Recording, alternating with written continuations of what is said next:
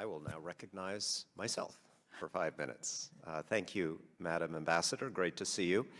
I'll start with a comment that when I listen to these debates, I'm sometimes reminded of Madeleine Albright's joke that the problem with the UN from an American perspective is that there are just so many foreigners in it. And some of them are our adversaries. And of course, when Russia and China and Venezuela and Cuba, when they see institutions like the Human Rights Council, they say, we want to get on that because we want to influence it, because it's important.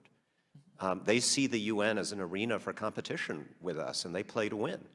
So I want America to play to win. I don't want us meekly retreating from the institutions that our adversaries are trying to take over. That would be like me saying that because there are some disreputable people in the US Congress and I sometimes don't like what Congress does, that I'm just going to quit and leave. I want to fight and I want to win.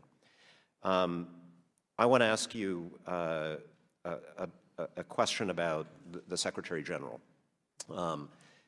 who has been very outspoken on a lot of important issues. Recently, Burma, he's been very, very strong and principled in calling out the junta and the human rights abuses.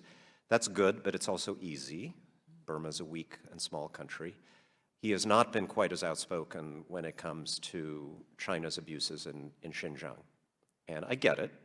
He's running for re-election. China's a very powerful country in the UN system, but so are we.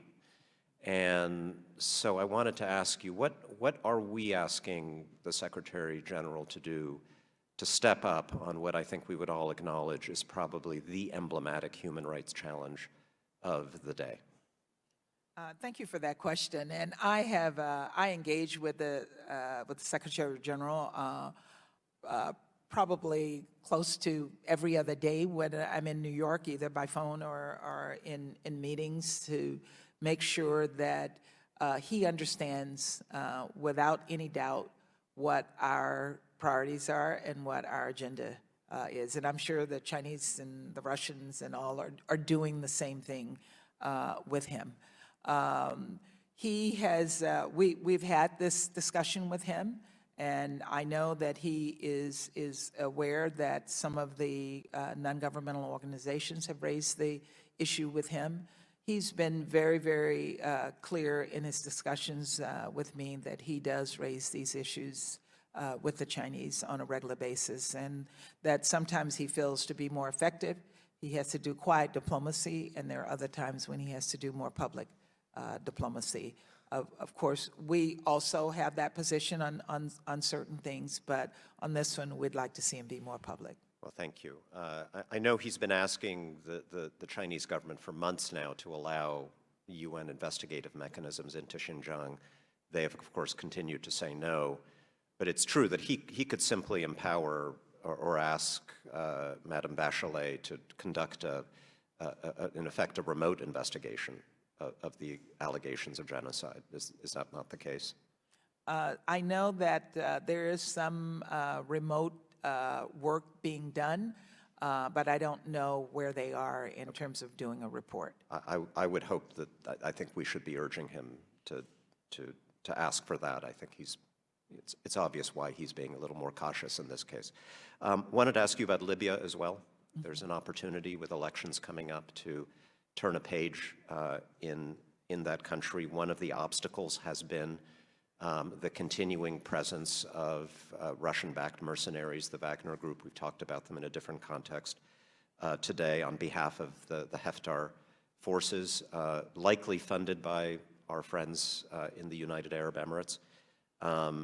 So I wanted to ask you what we are doing as a government to pressure Russia to remove its mercenaries, and perhaps more practically to pressure some of our partners in the Middle East to stop their meddling and their funding of that business.